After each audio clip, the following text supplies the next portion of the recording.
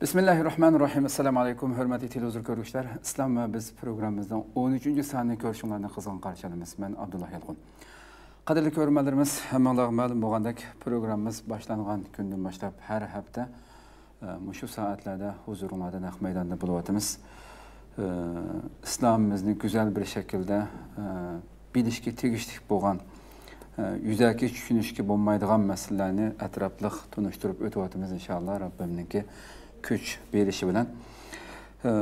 Programımızdan her daimlik mehmini hemen tanışıp boğan hürmetli ustaz Abdurrahman Cemal Kaşıgari'ni teklif kıldık. Kıymetli vaktinden çıkarıp kadem taşırıp kılığalı için aldım. Köp rahmet etiniz. Allah razı olsun. Kadirli körmeler, Allah'a malum boğandaki her bir bölümümüzde ayrım bir temada toxtuluvatımız. Bugünkü temimiz elbette hemimizge malum bütün dünyada en mübarek küllerinin biri minutlarda, küllerde yaşayatımız hac mezgili olbosumu. Bir qancha gündeki hacilerimiz, milyonluğan haciler Arafat meydanı durup hacının en uluq küllerini şembe günü aldığımızki şembe külleri turdu. Şembe günü heyt. Bu heyt münasibetler elbette bütün dünyadaki barlıq qeyrindaşlarımızın ki bu uluq kurban heytinin için kalbimizin tebrikleydik Allah'ımızı bildirimiz. Şu münasibetle biz bu uluq küllerge, udulkagerlik için programımız bugün hacının maksatları ve hikmetleri, sırları nime degen baş tem bilen devam kılımız programımızı. Elbette İslam'daki en çok rukunlardan, asaslardan, tüyrüklerden biri boğan bu neslimi elbette her bir dünyadaki qeyrindaşlarımızın ki bu uluq ibadetke Allah'ın nail kılışını hem tileş bilen birge bundaq bir uluq ibadetinin ki sır hikmetlerini bilişimiz mi intayı muhim boğalığı için bu münasibette bugünkü temada bunu toxtalımız. Programımız naq meydanın taqıtlı otudu. Ekran aldaki çıkıp duruyatqan numurlar arqılıq programımızga arqandaq fikir təklif berişanlarını şundaqla köplügen qeyrindaşlarımızın paydalanışı üçün hem bəhərləşanlarını ümid qılımız. Ustad programıga bevasitə kirsek deginimdek uluq bir ibadet hakkında toxtalımız bugünemdi. Asasi temini bu şekilde koyduk. Aldı bilen biz hac kılışının ki İslam'daki hikmeti nime yoki ahmiyeti nime deb bu yerden kirsek. Bismillahirrahmanirrahim. Bir zamandan afzal qilgan, bir makandan afzal qilish orqali o'ziga yaqinlashish ve bizden texmi ko'p savob elishimiz fursat yaratib bergan Alloh taologa hamsalol bo'lsin. İnsaniyetga nisbatan insani medeniyetning asoslarini mukammallaştırıp bergan Peygamberimizge dua salam olsun. Hac İslam'daki ibadetlerninki muhimlerden bir hesaplan. İslam asasları yani İslam kurulmasındaki 5. perz hesaplan. Hac perzi imkaniyet yetken iqtisadi cihetten, bedeni cihetten ve hatırcamlık cihetten imkaniyet yetken her bir Müslüman için ömürde bir qatim hac qilish perz hesaplan. Kur'an-ı Kerim bu vaqtda velillahi alennas hiccul beyt men istata'a ileyhi sebile. Allah'ın rızalık için imkaniyet yetken adamlar hac kılıyor Kur'an-ı Kerim. Hem hacның büyük məqsədləri ya hikmetleri qarsak, hacның büyük məqsədləri imanını güçlendiriş, insanın nefsini paklaş, samimi Müslümandaçılık ruhini yani takvalıqını yetiliriş, güzel ahlaklarını özleştiriş, naçar illet doğan boz bunundan qutuluş ve Müslümanların bir ümmet ekanligini ta'kidlash, uningdan boshqa siyosiy, iqtisodiy, ijtimoiy ve boshqa taraflardagi manfaatlarni o'z ichiga oladi. Hajning eng chong foydasi shuki, haj gunohlarni mag'firat qilishning yo'li ve cennet kirishning ko'rik hisoblanadi. Bu hafta Peygamberimiz el-haccul mabrur leysa lahu jazaun illal cennet. Ölçemli kılıngan hac, samimilik bilen, ihlas bilen ölçemli kılıngan hacdan mukafati cennettir.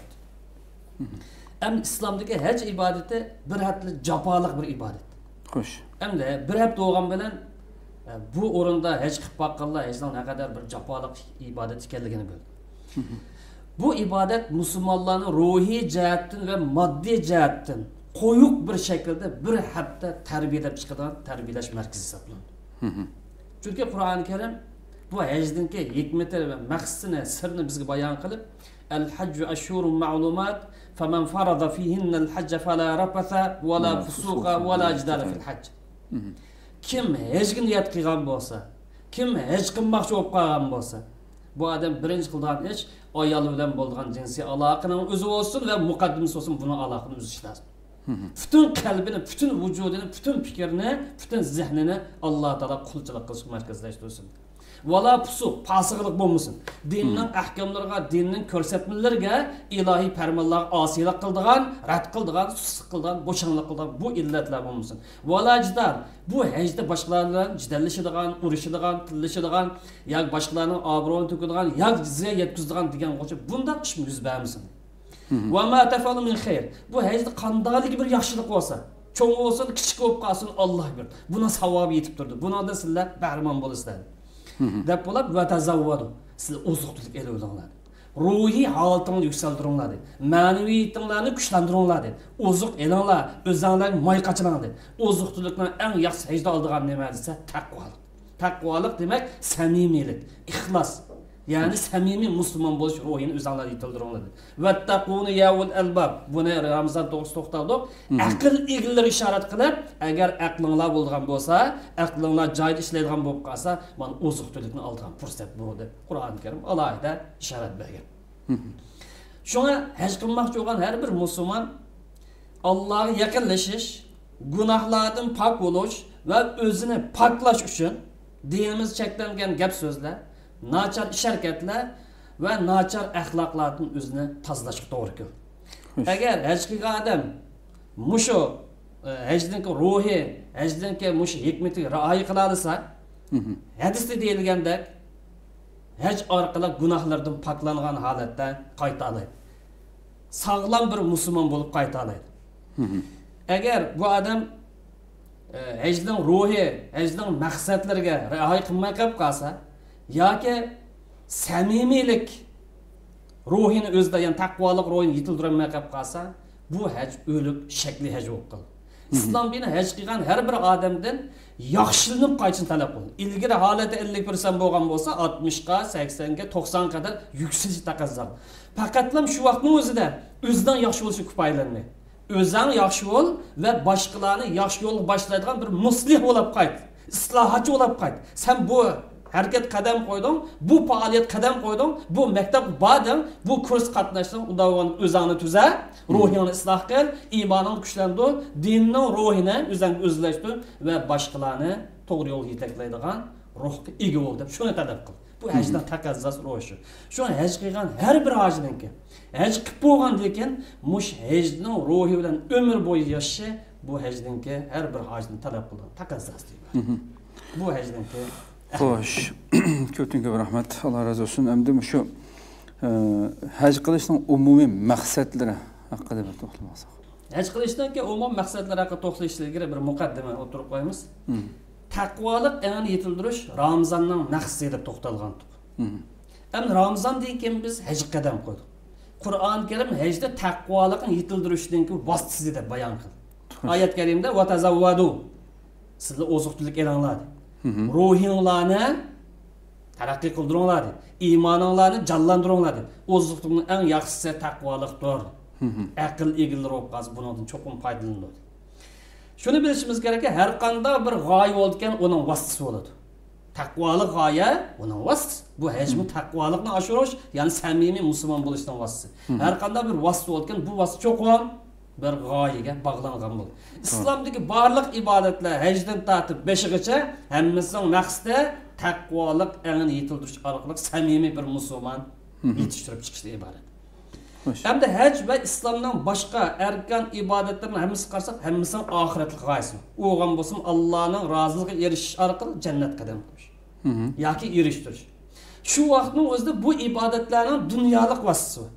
Her birisi dunyolik vasımız dunyolik vasım. Dunyolik vasım maksat ma dünya hayatını harakatlantirish, jonlantirish, vatanni gullantirish orqali insoniyatni baxtga erishtirishga go'zal bir madaniyat qurib chiqish islomdagi ibodatlarning hammasini maqsadi. Hamda Bu hecden ibaret büyük perzdinki asas maqsadi nima degan buni ikki nuqta xulosalaydi. Buning doirasi yomon kelgan xulosalab ikki. Birinchi hecdanki birinchi maqsadi musulmonlar orasida barobarlik va birlik prinsipini ta'kidlash iborat. Hem İslam'dan beraberlik ve birlikten ibaret. Bu prinsipi hec faoliyatının her bir kademede ro'shan aniq ko'rinib turdi. Chunki hojilarning kiyim-kechaklar qarayli, hammasini o'xshash bir xil shaklda kelganligi ve hec faoliyatining boy olsun, kambag'al olsun, podshoh olsun, normal odam bo'lsin, o'xshash faoliyat qilganligi, barobar ekanligi ve birdaklikning ifodasi. Shu sababdan islom dini Allah'ın nazarıga, insanların Allah'ın nazarıga itibarını, ya alaydı o'rnini, ya imtiyazını her bir adam erişadigan, her bir adam kuchsa qo'lga keltiradigan taqvolikdan iborat alaydilikka yakunlagan. Bu vaqtda biz ilgari to'xtaldik. Hamda haj faoliyatiga bir az bu nuqtadan barobarlik nuqtasidan, birlik nuqtasidan va boshqa nuqtadan qaraydigan bo'lsak, haj faoliyati dunyoda misli ko'rilmagan darajada medeniyetlik tarihi bir kurultaydı ekan shu deyishki bo'ldi. Nima uchun bu hajda medeniyetlik tarix kurultayı deganimizda medeniyet varmiz medeniyet. Bu medeniyetda rahmat var. Amallik var. Xotirjamlik var. Bir-biriga ilgi chiqish var. Bir-biri ko'nish var. Bir-biri yordam berish var. Bir-biriga qat'iy ziyon solmas. Hatto daraxtlarni o'chiblarni o'tishkin bo'lmagan yerda, hasharotlarni o'tirishkin bo'lmagan yerda ve hayvanlarni o'rinsiz o'tirib bo'lmagan yerda inson bo'lsin va insondan boshqa jonliq jonsiz narsaga ziyon yetkazish bo'lmaydigan madaniyatlik aynan bir qurultay. Buniki boshdan tortib oxirigacha qaraydigan bo'lib qolsa, bu qurultay naqadar bir madaniyatli shaklda elib berilganligini ko'rgani bo'ldi. Xo'sh. Biz musulmonlar musulmon bo'lish e'tiborimiz bilan ibodat shuarlarini hammamiz birlashib ko'rildik. Masalan, jamoat namozida, juma namozida, haj faoliyatida, Ramazonda. İbadet şuarları birleşen etkimiz avtomatik alet. Hem de bu ibadet, aşkari ibadet şuarlarından sırt doğan. Başka bizden ictimai hayatımız var, iktisadi hayatımız var, siyasi hayatımız var, askeri ve başka hayatımız var. Bu saha kelgence birleşen hayatımız. Ne için biz bu ibadet şuarlarından başka hayatdan başka sahalarda birleşip başka milletlerden akırt kapıp kaldık. Demek bir yerden krizis var. Bir kisel var. O olan olsun bizde fikir krizisi var. İman krizisi varımız Xudoga şükür Müslüman. İbadet krizisi varımız bizden takvanın yaxşı adamlar. Bizde fikir krizisi ve hecden ibaret, muş ibadetlerini cayda icra kılışdan ibaret bir nuqsan bağımız, nuqsan var. Bu sebepten Müslümanlar birleşemez. Hem İslam dünyasından başka dünya qarab bakaydı. Mesela Amerika kıtasına qarab bakılı, Avrupa qarab bakılı, hazır Asiya'da bir şekillengen devletler qarab bakılı. Bunun akidesi okşamaydı, tili okşamaydı, medeniyeti okşamaydı. Hatta yakın kişi bir bilen oturulan sudek boğan düşman devletler özünün ortak menfaati için birleştirmesi. İttifaklaştı. Bu Müslümanların akidi birleştirmeydi, o til birleştirmeydi, ya ki medeniyet birleştirmeydi. Şundak doğruluk maddi menfaat için maddi güçlü kolu keltiriş için birleşti. Ama Müslümanlar karşı akidi birliği var, kimlik birliği var, medeniyet birliği var. Dünya Müslümanın hemmisine dair çıkarlar. Şundak doğruluk birleşik mevcut. Birleşiş enini özdeyi tıldıramavut. Demek bu işin hasıl olmaganlık nemin ifade ediyorsa hecden ibaret, hec maksat kıygan Müslümanlardaki birlik, ittifaklık ve beraberlik ruhine düşenmekenlik. Udul berip udul qaytib kelgandek bir şekli bir ibadet şekillenip qalgan bo'lg'achqa bu hecdenki büyük maksat dünya Müslümanlarını bir qurultay şekli hazır qildigan bu maksat hasıl olmagan. Bu hecden birinci maksat. Hecdeki umum ikkinchi maksat qarsak her bir insanda bir samimilik ruhini yetildirish. Samimi dindarlık ruhini yetildirish. Takvalık ruhini, yani anlık seviyedeki takvalık ruhini yetildirish maksat qildi. Çünkü Allah Teala bu doğrusunda liyashhadu manafi'a lahum ve yezkuru ismallahi fi ayyamin ma'lumat deb bu ayette hecden ikki maqsadni bayon qildi. Liyashhadu manafi'a. Hecik kelgan odamlar manfaatini ko'rsin. Xo'sh. Qarab baqsin, o'ylab baqsin, o'z ko'zi bilan ko'rsin. Manafi'a de. Nurg'un manfaat var. Enin kendim bunu ikkinchi maqsadi Allah Teala qattiq yaqinlashadigan, Allah'ni ko'p eslaydigan, Allah Teala ko'p yolviradigan, sag'inadigan, Allah qattiq yaqinchilik holatini qo'lga keltiradigan bir maqsad var. Hem bu ayetteki manafiyat deydiğen bu sözü qarsak, bu umum dairni o'sigan. Yani iman menfaati var, imani menfaati var, fikri menfaati var, ijtimoiy menfaati var, siyosiy menfaati var, iqtisodiy menfaati var, hatto askariy, harbiy va chiniqish menfaatlari bor. Xo'sh. Chunki bu yer manofiyat deydigan so'zni qarasak, masalan, iqtisodiy manfaat misol olsak, haj jarayonida, hajdan keyin oldi kaynida tijorat qilishga bo'lamdi, bo'ladi. Xo'sh. So'lsetik qilishga bo'lamdi, bo'ladi. Bir-birsa yemek içmek, soğuk salam, elib berishga bo'lamdi, bo'ladi. Bu hajdan keyin iqtisodiy manfaat. Buni madaniy manfaat misol olsak, Ka'baning atrofini tavob qilish. Haj mezgilida 2 soatga yaqin vaqt ketadi. Safa Marvaning orasida yugurish va shaytonning simvoli bo'lgan toshqa g'azab nafratni ifodalash uchun tosh etish o'xshab bu yerda madaniy manfaat bor. Shundaqla hamma kishilarni bir nishonni yuzlantirish, barobarlik aqini musulmonlar barobarlik yangi shakllantirish, musulmonlar orasida qarindoshlik tuyg'usini yuksaltirish, insoniy qarindoshlikni ta'kidlash va bir-biri kang-qo'saq bo'lish, ruhini o'stirishga o'xshash ijtimoiy manfaat bor. Bunun sırt haj dunyoviy xarakterlik eng cho'ng siyosiy qurultay. Bu qurultay musulmonlar o'zaro tanishish, o'zaro tushunish, o'zaro fikr almashtirish, qarindosh ruhini o'stirish va dunyo musulmonlarininki har qaysi tarafdagi manfaatlariga yoki masalalarga aloqador qaror olish uchun siyosiy manfaat markazidagi bo'lamiz. Eng cho'ng fursat bu. Belki biraz ekan, biraz aytishim. Endi hechna bu iymoniy foydasi bu narsa so'zlab tugatganman. Qisqacha elib aytgan vaqtida haj iymonni oshir. Hajga borgan odamni holatidan ilgari qalbi keyin qalbi qarsak, agar oshadan bir ixlos bo'lgan bo'lsa, samim bo'lgan bo'lsa, hajning hikmatlarini va ahkomlarini to'liq tushunib qilgan bo'lsa, hayoti 90% dan ortiq 90 gradus o'zgarish bo'ladi. Bu imanla aşıyor. Ahlak yükselir. Çünkü ayet medeniyet öğrenip kılır. Ahlak öğrenip kılır. Ademgerçilik öğrenip kılır. Musulmanlık ruhini öğrenip kılır. Özde nachar illet olgan bolsa şeytanga, can ilan qilish, şeytanga taqobil turish orqali nachar illatdan hammani tashlab keladi. Hammadan muhimi gunoh, ma'siyatga qarshi o'zini kontrol qilish ruhini oshiradi. Tamam. Agar xulosaga vaqt, agar biz hajdan to'liq foydalanadigan bo'lsak, haj mezgilida dunyo musulmonlarining vakillari orasida qurultay ochgan bo'ldi. Qaysi tarafga vakil bo'lsin? Dunyo olimlari orasida ulamolar, ummatning ulamolar orasida haj munosabati bilan yillik yana masalalar haqida, yuz bergan masalalar haqida va bundan keyin yuz berish ehtimoli bo'lgan masalalar haqida olimlarni bir yerga to'plab qurultay ochgan bo'ldi. Shu vaqtda hokimlar bo'lsin, siyosatchilar bo'lsin, harbiy general bo'lsin va boshqa qaror egilari bo'lsin, ularga bu yerda ummatning masalalari haqida, millatning masalalari haqida va bizga o'xshash qiyin kun qolib qolgan musulmonlarning masalasi haqida qaror olish, maslahat qilish imkoniyati yaratgan eng buyuk qurultayni Mekke'de, Haramda ve haj faoliyatida qilgan bo'ldi. Bu hajdanki qisqacha umum maqsadlar iborat. Hakikaten ayeti kıska hem etraflı ifadeler verildi umumi maksatları. Rabbim inşallah her bir hac kılgıcı Müslümanını ve halkımızını şu Resulullah degende anadan tug'ma holatda gunohlardan poklanadigan şu şerefga ega qilsin. Endi biz hajninki ichidagi elib beriladigan amallarni bir boshdan kirsak, uninki maqsad sirlari haqida oldi bilan shu Ka'bani tavob qilishninki siri haqida yoki maqsad nima deganni kiradi. Biz Ka'ba tavob qilishning hikmati haqida to'g'riligi Ka'ba haqida qisqacha bir muqaddam bayon qilish to'g'ri keldi. Ka'ba oyat karimaninki izotiga asosan eng dastlabda Allohga ibodat qilish uchun selingan bir ibodat or.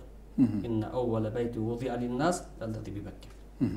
Ham din mushu Makkadan dunyoga tarqalgan deyildi. Xo'sh. Küçük göz qarashlarga asosan. Adem alayhissalomdan tortib Muhammad alayhissalom qadar ilohiy dinning bir ekanligini ta'kidlash va bu ilohiy din islom dinining ya'ni ilohiy dinning islom shariati orqali mukammallashganligini amaliy mujassamlashtirish uchun Alloh taolo hajdan iborat farzni Makkada Ka'ba atrofida farz qildi. Nima uchun bu yerda farz qildi? Bundan boshqa go'zal joylar bormi? Masalan, bu Makka qarsak havo gradusi yoz vaqtida 45-50 chiqadi. Qishda Muzdalifa Arfatda odam to'ng. Uning ustiga bu hajga kirishdan ilgari har bir odam kiyimini serib, ihrom kipalli kiyimini kiyib. Issiqmi bo'g'ini bardosh qilgan bo'lgan, so'g'aqmi bardosh qilgan bo'lgan, ashunday bir yantalliq. Maqsad nima esa, islom dinininki ilgirki payg'ambarlar olib kelgan dinninki o'z ekanligini ta'kidlash va islom shariatininki bu ilohiy dinni mukammallashtirganligini bayon qilishdan iborat. Ham bu Ka'ba atrofiga qarasak, İbrahim Aleyhisselam'dan duası icabet kılıngan. İbrahim Aleyhisselam öz vaqtida balası ve ayar Hacer'ni uğurlaştığı vaqtida kişilerinin kalbine müşahit telbindiğen qiyğında dua qılın. Fec'al af'ileten nas tahvili. Allah Teala İbrahim Aleyhisselam'dan duasını icabet kıldı. Hem şundaqlam insaniyetin tarixini ve dünya haletini özgertken ilahi vahiy, en ahir ilahi vahiy mi? Kabe etrafında Peygamberimizin nasıl oldu? İlahi dinin kamalet yetkenligi ve insan hukuk hitapnaması mı? Nerede cakalan dediyse Kabe etrafında yani Arafat tağıda cakalandı. El-yevme ekmeltu lekum dinakum ve etmemtu aleykum ni'meti ve raditu lekum islam. İslam dini büttendi. Akide bütün peygamberler epkegen akide okşar. Muhammed Aleyhisselam epkegen ilahi vahiy bilen İslam dini akide cihetten şeriat cihetten ahlak cihetten bir bütün kamalet getirdi. Ni'meti misillik her zaman üzülüp varmış. Davamlık davulmuş bu. Muş dinini mensilik burunda tanıgan. Hem de bu Arfat turuşununki maqsadlar nima esa qisqacha to'xtalgan vaqtida Kabe'ni tavob qilishlik maqsadlar nima esa Kabe Allohning zimindagi bayroq. Mush bayroq asli kelinglar. Mush mo'minning asli kelinglar. Mana mishada menga sizlar yolvuringlar, menga duo qilinglar, menga itoat qilib Alloh taolo bayroq shakl simvol qilib bizga ashani belgilab berdi. Chunki bir o'rinni muqaddas qilish yoki bir zamonni muqaddas qilish bu Allohning irodasi. Alloh taolo dunyoning qaysi bir yerini, dengiz rayonini, go'zal rayonini, havosi yaxshi yerini qis qildi. Lekin Alloh taolo dunyoning markazi bo'lgan Ka'bani bizga simvol shaklda, bayroq shaklda bir nishon, bir g'oya uchun ibodat qilishimiz uchun mishansizlik bayroq qilib berdi belgiladi. Bu Allohning irodasi. Shu musulmonlar Allohni ulug'lab simvol shaklli Ka'baning atrofida tavob qilgan vaqtida, ya'ni aylangan vaqtida dunyoning ya koinotning qonuniga ergashgan bo'ladi. Dikkatim bikamiz. Musulmonlar Ka'baning atrofida Allah'ını ulug'lab tavob qilgan vaqtida ma koinotning qonuniga ergashgan bo'ladi. Chunki koinot Alloh taologa ibodat qilamiz, ibodat. İtaat qilamiz, itoat qilamiz. Allohning qonuni bo'yicha o'zgarmaydi. Yuzabbihu lillahi ma fis samawat va ma fil ardi degan oyatda hukm bor. Chunki moddaning qonuni bo'yicha kichik narsa cho'ng narsaning atrofida aylanadi. Masalan, oy zaminning atrofida aylanadi. Zamin quyoshning atrofida aylanadi. Bu sebepten biz Kabe'nin etrafına aylangan bolsak, biz Müslümanlar hayatımızdaki ağırlık merkezi olan Allah Subhanahu ve Taala'nı ulug'lash, Allah Subhanahu ve Taala'nın hayatımızdaki asaslık nişan gayetkenliğini ta'kidlash uchun Kabe'nin etrafına aylanamiz. Her biz Kabe'ye ibadet qilish uchun cho'qinish uchun emas. Alloh taolo nishon birligimiz shu, g'oya birligimiz shu. Men sizlarga mo'min qilib berdim, bayroq qilib berdim. Men tavhid asos e'tiqod qilishdanki alomatimiz shu deb ko'rsatgan yerda tavob qilamiz. Ikkinchi hikmati yoki sababi Kabe atrofida tavob qilgan chaq tuyg'umiz bilan, gap so'zlarimiz bilan labbayk Allohumma labbayk degan shuarimiz bilan va sharkatlarimiz bilan Allohni so'yganlik va Allah to'liq esilganligimiz bor. Kabe'ning atrofida butun tuyg'umiz bilan, sharkatlarimiz bilan va gap so'zlarimiz bilan tavob qilganligimiz bu Allohni so'yganlik va Allohdan to'liq esilganligimiz bor. Chunki Alloh taolo mushtaq qiladi dedi, shunga nisbatan bosh ustiga deb biz shu ishni ijro qilamiz. Endi qaysi bir odam Kabe'ni tavob qilgan chaqda zaman, makonni yaratquchi Alloh taolo belgilab bergan Kabe'ni biz belgilab olmadik. Zaman, makan yaratquchi zat yaratib bergan va belgilab bergan Ka'ba atrofida aqli bilan, badani bilan, hissiyoti bilan, butun qalbi bilan Allah'ını ulug'lab, Allah'ın hayotidagi ig'irlik markazi, nishonning markazi deb turib tavob qiladi. Tavob qilish demak, qalb va badanning Allah'ning ulug'lik atrofida aylanish demak. Allah'ning ko'rsatmasi atrofida yashash demak. Uchinchi sabab yoki maqsad Ka'bani tavob qilish Allohdan iborat bir markaz, bir g'oya ostida aylanish va Allohning roziligidan iborat bir nishon uchun harakat qilishning simbolidir. Bu yuqori gapdan ta'kid qilgan. Shunga qaysi bir hoji Ka'bani tavob qilmoqchi bo'lib qolsa, nima uchun tavob qilaman degan vaqtida bu farishtalar Alloh qanday bo'ysin degan, qanday ibodat qilgan dastlab buni bir baxshga muhtoj. Qaysi bir hoji Ka'bani tavob qilgan vaqtida mayli tavob bo'lsin, mayli so'zlar bo'lsin va itoatchilar bo'lsin, farishta ruhi bilan, farishtaning itoati bilan farishtadek tavob qilish talab qiladi. Farishta qanday bo'ladi? La ya'sunalloha ma'mur. Davomliq itoat ichida, davomliq Alloh bo'ysunishida yashaydi. Bu yer tavob qilishdan maqsad, ya tavob qilmoqchi bo'lgan kishidan talab qildig'ini bu farishta ruhi shakllanish. Farishta bo'lolmaydi.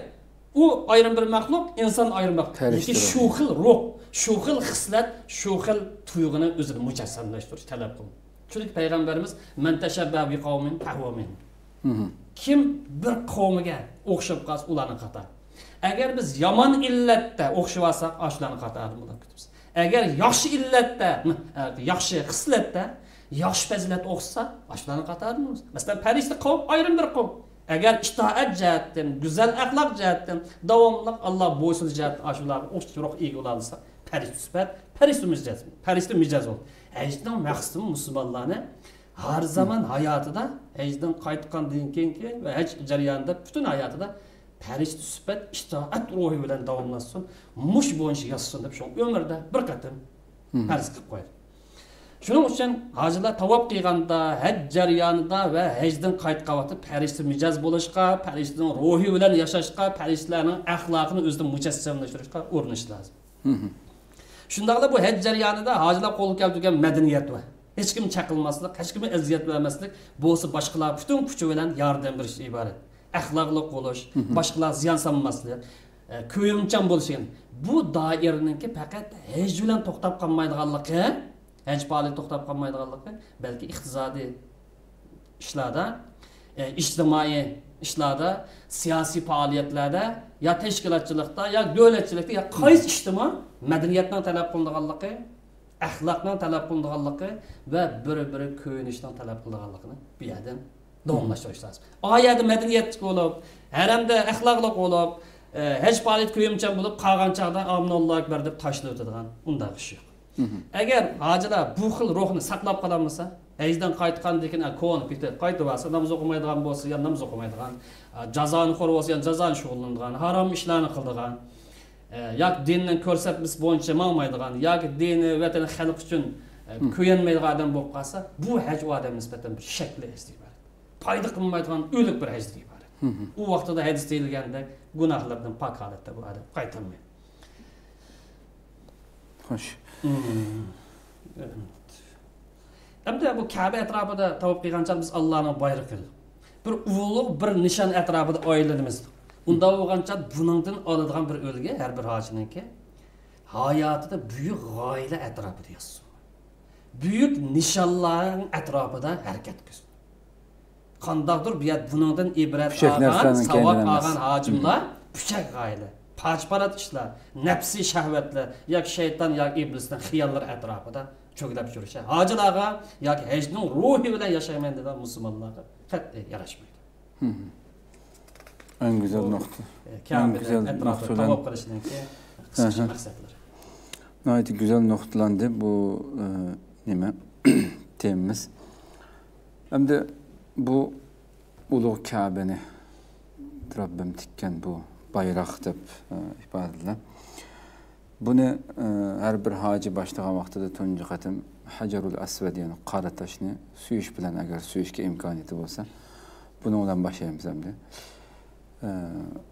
Bu qara taşını suyuşning maqsadi nima deb bayon qilsak. Belki bazılarımız belki Müslümandan başka dindeki, başka fikirdeki insanlar bu Müslümanlardan Budizmlik var deyişim. Çünkü kardeşin söyleş, ya bunu siylaş, butku çok olganlık emas mı? Xuddi öz zamanımız Qurayshlar ya Hindistonlikdan kalak çok olganı ya Xitoy Budistlardan ki butun tiklab qo'ygan nima farqi bor deyishim mumkin. Dal shularga javob Shuna o'xshash mumkin. Men ularga deymanki, to'xtab tursin. Sen yaratqush tarafidan kelgan buyruqni qabul qilamsa, qabul qilmas. Birinchi, Parvardigorga ya yaratqush ishonamsa, ishonma. Ishonmagan bo'lsang, yaratqush tarafidan kelgan buyruqni qabul qilamiz, qabul qilmas. Qanda olab yaratqushninki aniq buyruqini qabul qilganlik buddistlik bo'lib qoldi. Qanda olab ilohning yoki Parvardigorning ya yaratqushning ko'rsatmalarini bizga amaliy tadbiqlab berayotgan, amaliy ko'rsatib berayotgan payg'ambarning yo'lini tutib manganlik qanday buddizmlik bo'lib qolsin. Hadis kelishicha ba'zilar ojiz deb qaraydi, lekin mazmun jihatdan misol olgan vaqtida qora tosh Allohning o'ng qo'lining bir simvoli, o'zi emas. Biz Ka'baning o'zini bizga nisbatan simvol. Haj faoliyatidagi faoliyatlarning mutlaq ko'p qismi simvol xarakterli bir ibodatlar. Bu yerdagi Hajar Asvad qora toshmi Allohning o'ng qo'lining bir simvoli. Shunga haj qilgan qaysi bir odam shuni siylasa yoki so'ya desa, yoki boshqalarga zahmat vermasdan, yoki qistashmasdan qo'lni tekkizar desa, yoki qistonchilik bo'lib qolsa qo'lni ishora qilib o'tib ketsa, bu nima ifoda etsa, Allohning qasam berganligini ifoda. Allohning oldida samimiy iymon keltirishga, Allohning kitobini tasdiqlashga, payg'ambarning sunnatini tutib manishga va Allohga bergan va'zini vafo qilishga bay'at qilganlik hisoblanadi. Qandaydir bu yer iymon toshga iymon keltiramiz. Hazrat Ömer'nin sözü meşhur. Bu taş paydımı ekilenmez, ziyanmı ekilenmez. Taş demezsek ahlat kidir. Lekin bu taşını Allah Teala simul şekilde bizge koyup berdi. Bu Allah'ın iradesi. Eğer bunda olmağımız belki bazı fikirlerimizde, bazı yönleşlerimizde hata yol geçişimiz mümkün. Bir nişan üstüde, bir gaye üstüde, bir tevhidden alameti üstüde Allah Teala bizge mavu payda qilmaydi. Lekin simul şekillik men sizlarni mushu toshni hurmatlashni, mush silash buyurdim. Shuningga ishoninglar. Tasdiqlash bu xurofat yo'q. Biz Qur'on ishonamiz. Amal qilgan bo'lsak, payg'ambarimizning sunnatiga vafo qilgan bo'lsak, tavhid aqidasiga erishamiz. Xo'sh.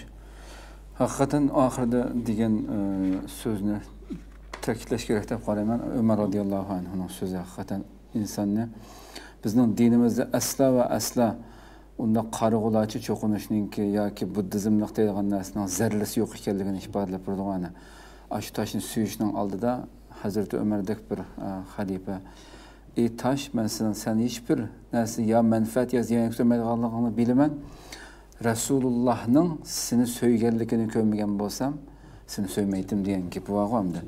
Demak, biz ana shu Allohning ta'limoti va Rasulimiz biz dinni yetkazib bergan dinni bizga butun yingnisigacha yetkazgan Rasulimizning har bir ish izlarini, qilgan ish harakatlarini ijro qilishga mukallaf bo'lgan musulmonlar bo'lish sifatimiz bilan har bir ishimizni bu yo'lboshchimiz payg'ambarimiz sollallohu alayhi vasallamningki qilganligi uchun qilayotganligimizni ko'rsatdi bu narsa.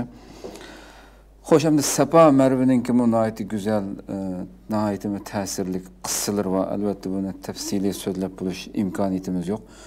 Bu ikkisi o'rtasida yugurishning maqsadi haqida to'xtalib baqsaq biraz.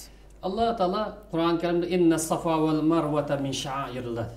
Safa ve marva şuar, hac şuarının katarı. Hac faaliyetinin katarı.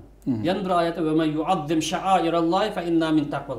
Allah Teala hac faaliyetini belgilegen orunlarını Allah'ın buyruğuna asasen hürmetligen şunun amel qilgan adam taqvalıqdan şuygan bo'ldi, taqvalıqning yo'lini tutgan bo'ldi. Hem Safa ve marva arasida yugurishdan maqsad qilsak, bu İslam ve Müslümanların İbrahim Aleyhisselam bilen bağlanış ekanligini isbotlaydi. Şu tarixni amaliy yoshda har bir mu'min. Aqidamiz İbrahim Aleyhisselam'nınki o'xshaydi tavhid aqidasi. Biz bu İbrahim Aleyhisselam'nınki aqidasiga musulmonlarga o'xshash tavhid yo'lini tutgan musulmon ekanligimizdan bayon. Shundaqla musulmonlarning har zaman qaysi bir payg'ambar olsun, payg'ambarlarning izini bo'ylab mangadiganligi. Azgın insanların emas, yoki xato fikrdagi insanların emas, Allah'ın peygamberlerininki yolunu tutib manganlikning bayonidir.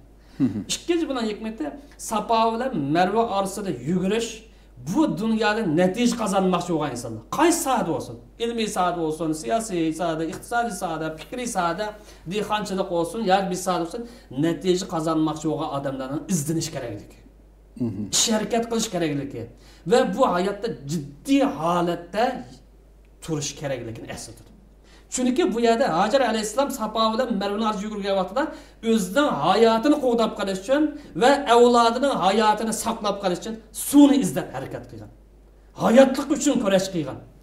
Unda bo'lgan vaqtida bugun hayotini qo'g'damoqchi, hayotini himoya qilmoqchi bo'lgan odamlarmi Hajar alayhissalomga o'xshash, yana to'rab jiddiy holat yashashi, g'oyalik yashashi, jasur bo'lishi, bo'lmaslik lozim. Shunga bu ruh bizdan bo'shanlik, susluq, o'rinliq ya bekataplikqa jang e'lon qilish taqozo qildi. Chunki bu bizga o'rnak, bu bizga ulgu. Uchinchi, Safa bilan Marva orasida yugurish bu ikki nuqta orasida yugurishdir. Nishon. Bu nimani ko'rsatsa, bizning hayotimizda doim nuqtasi e'lon qilish lozim. Nishoni e'lon qilish lozim. Ish faoliyatlarimiz plan ichida qadam bosish lozim. Xohlagancha yugurmaymiz. Xohlagancha u ham ketmaymiz. Shuning o'xshab bundan o'rnak qilib hayotimiz davomli bir nishon uchun, g'oya uchun muayyan bir plan ichida qadam bosishni bizga bu dars saboq berdi. Shunga qaysi bir hoji Safa bilan Marva orasida yugurayotgan vaqtida hayot maydonlarining hamma sohasida harakat qilishning ibodat ekanligini esidan chiqaramiz. Bir odam aqidasi sog'lom bo'ldi ekan, ibodat joyida bo'ldi ekan, axloq usul bo'ldi ekan, qilgan faoliyatlarning hammasi dinimiz cheklanmagan ishga tutishib qolmasa, hammasining ibodat ekanligini bilamiz. Chunki Hajar alayhissalomning u yerdagi izlagan narsa nima desa? Suv, rizq, turmush yo'li, hayotlikni qo'g'dash bir vas. Unda bo'lgancha musulmon aqidasi sog'lom holatda, ibodat joyida, axloq joyida qilgan faoliyatning hammasi davlat xarakterlik, ummat xarakter, dunyo xarakterlik hammasi nima hisoblansa, bizningki e'tiqodimizda ibodat hisoblanadi. Demak, Alloh yo'lida harakat qilish, yoki da'vat bilan shug'ullanish, yoki Allohning yo'lida ish faoliyat qilish va mush haq yo'lda kelgan jafo mushaqqatlarga bardosh ko'rish, musulmonlarningki dard alamlari yengilishini harakat qilish, shu vaqtimizda dunyo insonlarini to'g'ri yo'lga yetaklash va ularni baxtga erishish uchun harakat qilish. Bu bizning dinimizda nima deb hisoblanadi bo'lsa, ibodat hisoblanadi. Bu nuqtani bundan isimiz to'g'ri keldi. Haqiqatan har bir ishlam shunda insonni nurg'un tuyg'ularga cho'mdirdi haqiqatan. Xo'sh, endi Arafat masalasi keladi. Ma'lum, shuncha valla Japon tatib dunyoning naridan kasikasin. Agar Arafat kunida turamasa bir hoji, yana bir yilgacha saqlashga majbur bo'lgan. Shu darajada muhim bir hajning rukunlaridan birisi bu yerda turishning maqsadi haqida bo'lsa. Bu Arafat turishning asosiy maqsadi dunyo bilan bo'lgan aloqasini uzib hajga kelganlar. Qalbini Alloh taolaga yuzlantirishninki bir vositasi. Chunki biz tug'aya gullik emas, ko'ktachilik ya emas, bog'va ya emas, yo'q dengiz o'stan boy emas, inson fikr qildi. Bu yerda faqat inson dunyo hayoti bilan aloqasini uzib, mush fursatda belgilangan bir kunlik vaqtda butun vujudi bilan Alloh taolaga yuzlanish uchun bir qulaylashtirib berilgan bir fursat iborat. Bu Arafat turish uchun, shuning uchun musulmonlar Arafat turish jarayonida gunohlarning mag'firat qilinishi uchun tili bilan labbek shiorlari bilan, qalbi bilan ish qo'lini Alloh taolo sig'inib duo qilib Alloh taoladan duolarini kechirishni tilaydi. Endi bu Arafat turish yana dunyoning taraf-taraflaridan kelgan musulmonlar uchun o'zaro tanishish, fikrlashish, suhbat olib berish, bir-biriga ega chiqish, bir-biriga ko'yinish tuyg'usini, ya qarindosh tuyg'usini amaliy vujudga chiqaradigan bir maydon hisoblanadi. Buni hajga borgan odamlar bu yerda his qiladi. Ham undan sirt bu Arafat turish musulmonlar birligining simvoli. Qaysi millat, qaysi rang, qaysi til, nim bo'lishdan qat'iy nazar. Chunki musulmonlar bir vaqtda hammasi o'xshash kiyim bilan, hokim bo'lsin, fuqarosi bo'lsin, boy bo'lsin, kambag'al bo'lsin, hammasi bir xil kiyim bilan, bir qiblaga qaragan, bir nishon qaragan holatda bir maydonda hammasi to'plashadi. Bir g'oya uchun to'plashadi. Hammasının g'oyasi o'xshash. Agar boshqa bir g'oya, boshqa bir nishon bo'lib qolsa, bu hech quruq narsaga aylanadi. Hammasi Allohning roziga erishish, dunyoda natija qozonish, oxiratda jannatni qo'lga keltirish va boshqa insonlarni to'g'ri yo'lga yetaklash iborat buyuk g'oyishim to'plashadi. Endi bu ihromdan iborat. Shu Arfat maydonida ihrom kiyimidan iborat. Buni hikmat to'xtalmoq mo'yin bo'lmag'achqa, mo'yin. Ihromdan iborat kipallik kiyimini kiyib, qo'lni Alloh subhanahu va taolo ko'tarib duo qilayotgan har bir musulmon osh kiyim bilan nimani ifodasi? Har qanday vaqtida Allohning buyrug'iga tayyor ekanligini, hozir ekanligini ifodalaydi va shuning qasamdir. Nima uchun? Bo'simishada ishga gap qistirsak, nima uchun hoji masalan hech bir yangnida tikilmagan, yangnida tegib qolmagan shakldagi raq bilan kiyim kiyishga buyurilgan ikromniki. Bu ihrom masalasida birsi oq bo'lish kishilarga nisbatan, uning kendi tikilman bo'lish shart qilindi. Nima ish qilsa inson dunyoga kelgan vaqtda yalang'och holatga. Ma dunyodami inson masalan kiyimdan modellarga qarasak bugun ya bu shaklda ya bu shaklda hammasi ya ranglik bo'ladi yoki tikilgan bo'ladi. Bu tikilmagan kiyim bir oddiy bir narsa. Bu kipallikdanki o'zini tamsil qildi. Shuning bu hajga qadam qo'ygan odamlar men har zamon Allohning buyrug'i oldida o'lib ketish hozir. Allohning ko'rsatmasi uchun bu dunyodan qo'shilish hozir deb Alloh va'da qasam berish uchun dinning ko'rsatmasi bo'yicha yashash, ilohiy farmonga bo'ysunish maqsadida bu kipallik kiyimini kiyib chiqadi. Xo'sh. Bu zaman va makondan yaratgan Alloh taolo Arfat kuni, Arfat turishni hajdanki asosli qoidasi yoki rukni deb belgilagan. Chunki bu vaqt payg'ambarimiz al-hajju arafat. Arfat turish hajning asosi. Chunki yuqori deyilganda Arfat bir odam turolmasa, u odamning haj emas deydi. Bu kunda Allohga ishongan mu'minlar o'zlari uchun va boshqa insonlarningki Allohning rahmatiga erishish uchun duo qiladi. O'zlari uchun iymonning ish uchun duo qiladi. Qiyinchilik bo'lsa bizda vatandan ozod bo'lishi, g'am qayg'udan qutulish uchun duo qildi va boshqa Allohga ishonmay, xurofotga, afsonaga ishonib yurgan insonlarning to'g'ri yo'lga kelish uchun duo qildi. Hamda bu hajning asosiy ruhiy nimasi bu yerda? Bu Arfat kunidagi bu ruh bir-biriga ega chiqish, bir-biriga ko'yinish, bir-birini qo'llash, xuddi bir tangdak, bir badandek, bir binodak mushkil narsani Arfat maydonida inson his qiladi. Mushkil ruh vujud chiqsa, u vaqtida hajdanki moyida ish qiladi. Agar u yerda qarindoshlik, u yerdagi insonparvarlik, u yerda kan qo'soqlik, u yerda bir-biri ko'yinish, bir-biriga qilchi bo'lsa zarar yetkazmaslik iborat bu xil alomat ya bu xil hissa topilmay qolib qolsa, bu haj bir shakli hajga aylanib qoladi.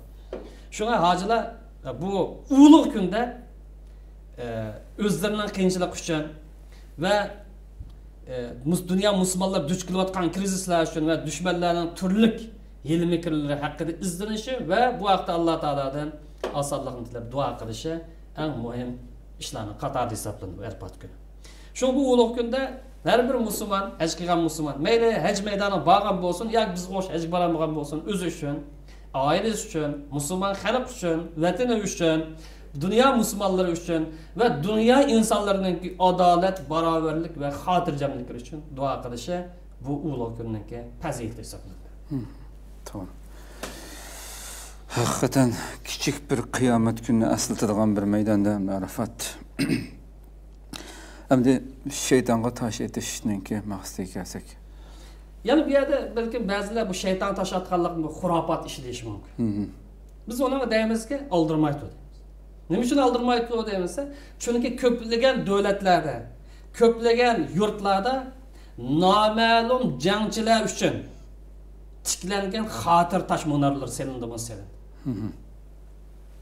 Masalan, mushlar degan insonlar noma'lum jangchilar uchun tiklangan obida toshlari bor. Buning uchun gul qo'yamiz, gul qo'y. Uning ish fazilatlarini tonishtirib, ash toshdan oldida nurg'un nutuqlarni so'zlaydi. Ajaba sen xotira toshdan oldin, mona toshdan oldin, uni qadrlasang, uni hurmatlasang, noma'lum bir shaxs, noma'lum bir askar, uni gul qo'ysang bo'ldi ekan.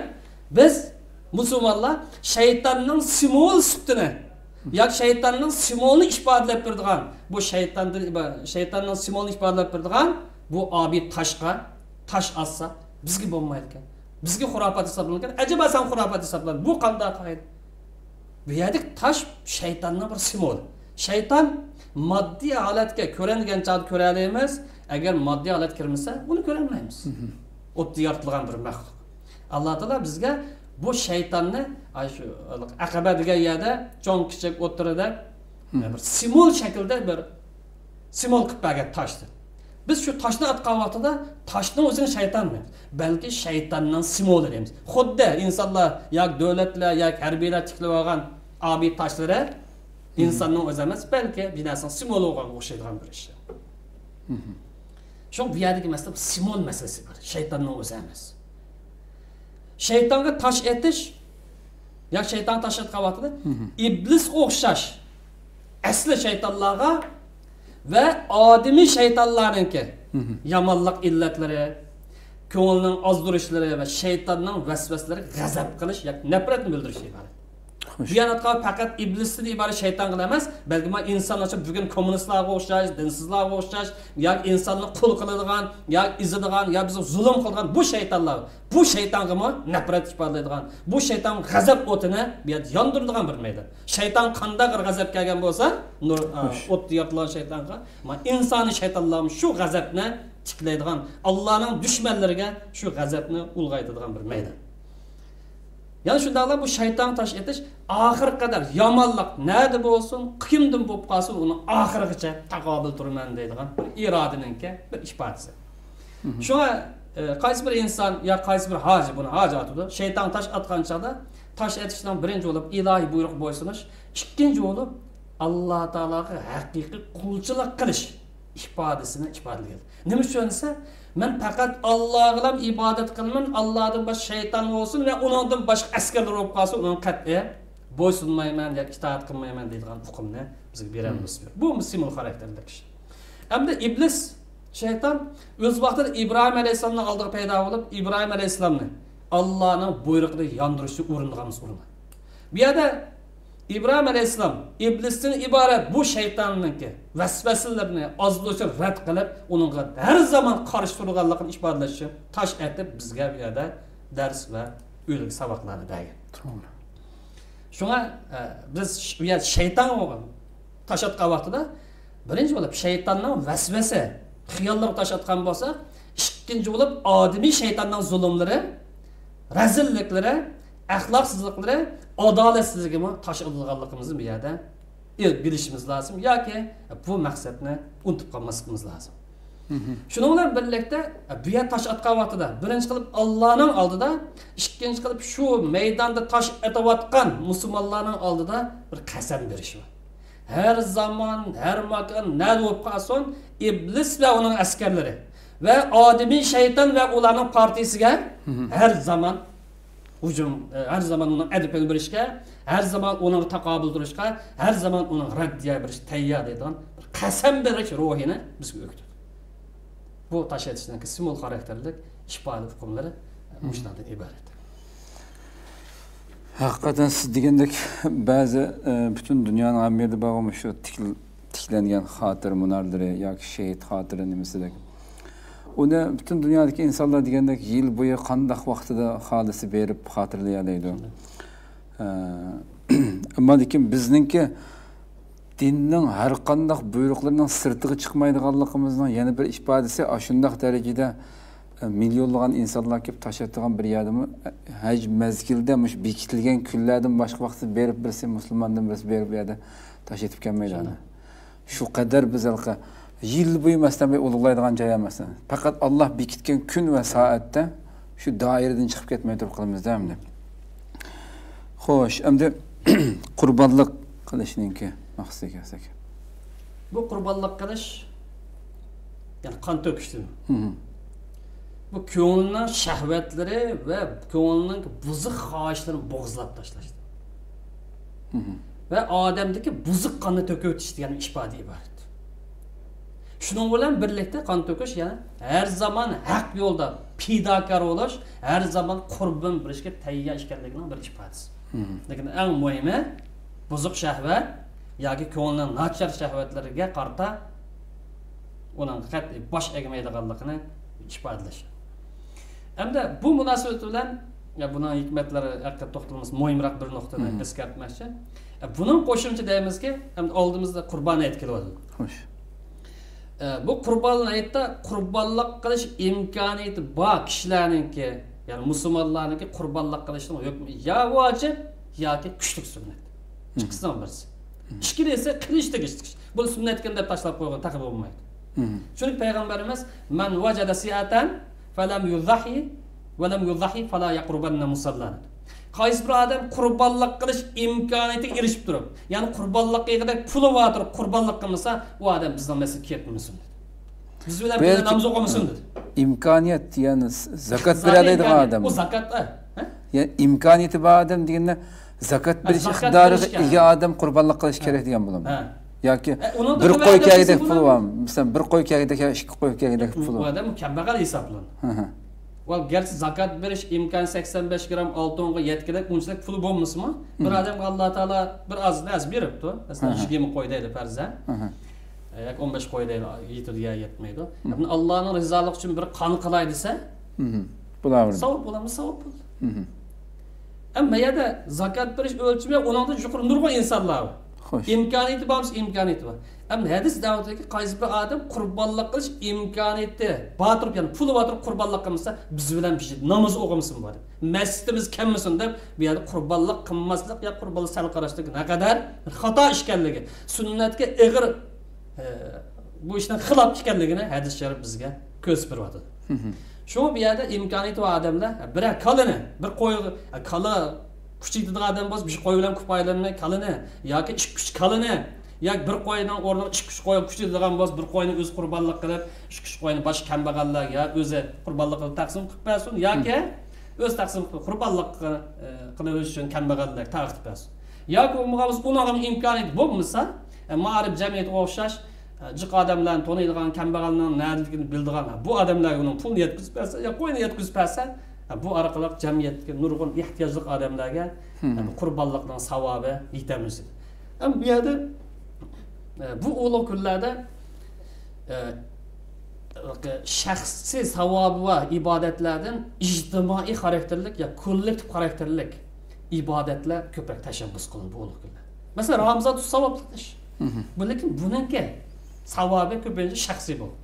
Agar bu kunda zakatni berib qo'ygan bo'lsak, undan boshqa bir sadaqa bersak, xayr ihson qilsak, yetim miskinlarning beshini siylasak, o'quv qiyinchilik qilib qolgan o'quvchilar millatdan kelgusi avangard askarlar deb uning kabi yordam pulni bersak, o'qishning puli yoki turmush puli degan o'xshash. Va undan boshqa da'vo aqsab qolgan bo'lsa, bu millatni qutqizish demak, musulmonni qutqizish demak, dinni qutqizish demak. Buning uchun yana kuchimiz yetgan miqdor iqtisodiy yordam bersak, bu ishning fazilati bu ulug' kunda boshqa ishlardan afzal.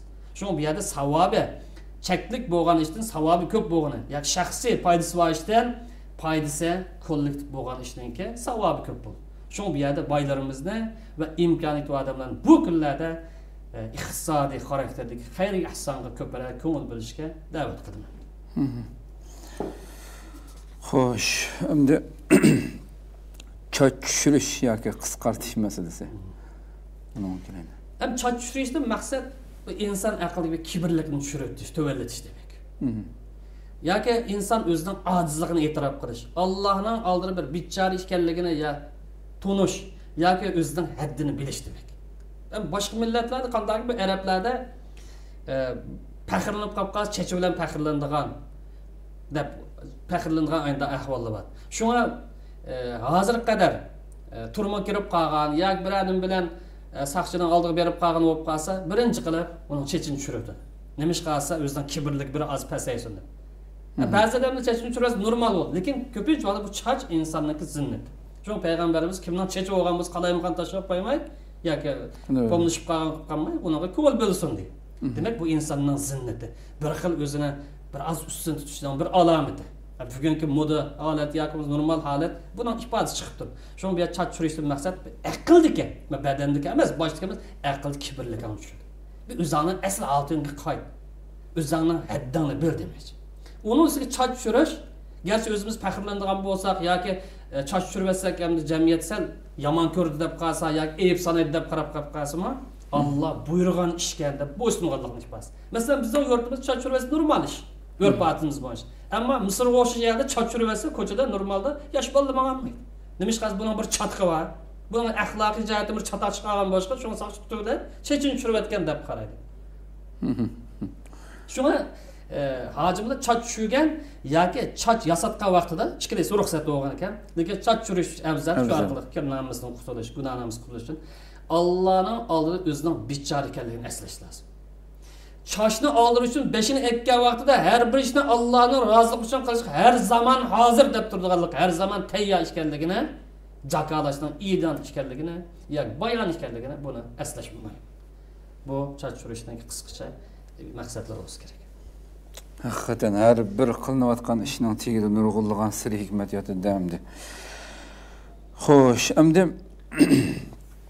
tavob qilish masalasi bo'lsin, yoki şeytanga taş yetişmesi olsun, sefamer olsun, şu hem yerde 8 emas, 9 emas, 7 qitim buluşninki sir hikmeti nima? Qaraydigan bo'lsak, haftadan kunlari 7 kundan tarkib etadi. Elektron degan modda, bu zarraninki bir parchasi. Bu elektron degan moddami markaziy nuqta, bu 7 qitim aylanadi. Bu hamma narsada bor bo'lsa, elektron degan mod. Ana keyin osmon qarsak, bu 7 qitim etgan, zimin qarsak bu mu? 7 qavatgan oyatning hukmi bo'yicha. Endi rangi qarsak, rangmi oqsariq yashil bo'lib, bu mu 7 bilan tamom bo'ladi ekan. Buning asosan shunda deyishik bo'ldiki, 7 degan san moddiy va ma'naviy qurumininki siri bo'lsa kerak. Ya moddiy bo'lsin, yoki ma'naviy narsa bo'lsin, bir qurilishning siri bo'lsa kerak. Yoki bo'lmag'az bir narsaninki kamolatga yetganligi yoki to'liq bo'lganlikdan bir dalili bo'lsa kerak. Bu ko'p narsaninki 7 bo'lishi. Xo'sh. Shuning uchun 7 qatim tavob qilish Alloh to'liq esilganlikning ifodasi bo'lsa kerak. Ka'bani 7 qatim tavob qilgan vaqtida bir qatim kifoyalanmay, 2 qatim kifoyalan 7 qatim qilganlik bu ishninki to'liq darajasiga yetganlikning ifodasi bo'lsa kerak. Ham Safa bilan Marva 7 qatim yugurganlik İbrahim alayhissalom va undan boshqa payg'ambarlar to'liq iymon keltirganlik va ularga ergashganlikning ifodasi bo'lsa kerak. Chunki ular boshlanish. Hem şeytan 7 qatim taş etiş, nefsi xahiş olsun, ya ko'ngilning yomon tuyg'ulari olsun ve şeytanning vesvesesi olsun, bundan azat bo'lishga ve yomonlik her zaman qarshi turish irodamizdan eng yuksak darajada bo'lganligini ifodasi kerak. Bunaqa aniq bir andaq mandaq narsa deyilmaymiz. Moddiy narsa qarsaqmi, ba'zi narsalar 7 narsa bor, ma'naviy narsa qarsaqmi, ba'zida 7 narsa bor. Belki bu işinki to'liqlanganlikni bir albatta mayli biz bilayli bilmaydi, biz musulmon bo'lgan ekanmiz, uning sir hikmatini bilsak bilmasak, agarda uni Rabbim va payg'ambarim buyurgan bo'lsa, qilgan bo'lsa, payg'ambarim yoki Rabbim buyurgan bo'lsa, shartsiz bo'ysunish majburiyatimiz bo'lganda. Ba'zi narsalarning sir hikmatini bilalaymiz, ba'zinikini bilmaymiz. Xo'sh, endi programmamizning oxiriga kelib qoldik. Ahırda tekrar haj qilish masalasiniki buning hukmi haqida to'xtalsak.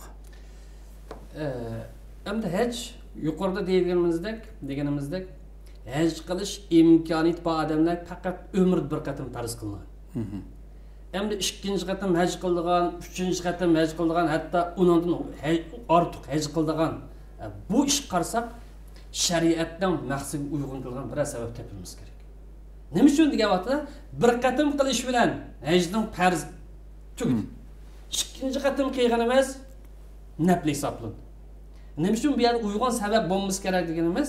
Sabab chunki bu nafla ammo gadirimiz tushgan nurg'un farzlar va tashlangan. İctimai farzlar va, iqtisodiy farzlar va, siyosiy farz va, harbiy jihatli farz va, fikriy jihatli farz va, ilmiy jihatli farz, nurg'un farz va ado qilinmagan. Vücut çıkmagan. Mesela bu şu bizden davayımızdan ya Şarkı Türkistan davasının mı chet el taz akmasının sebeplerinden birisi mi? Ya ravajlanması sebeplerinden birisi mi? Nemek bağlayırsa iqtisat mənbəsinin acizliği var. İqtisat mənbəsi olması ilmi iş mi canlanmaydı? Siyasi dava mı canlanmaydı? Ve başka iş mi canlanmaydı? Hoş. Bu sebepten tekrar haj qilish uchun niyat qilingan pul ne? İslamның maqsadlarini ishga oshirish uchun eng muhim deb qaralgan ishlarga ba'zi. Yoki hozirgidek millatimizning taqdiriga munosabatlik siyosiy, to'g'ri bo'lgan siyosiy va ilmiy ishlarga ba'zi nafli haj qilganda hattoki nafli umr qilgandan afzal bo'lsa afzal.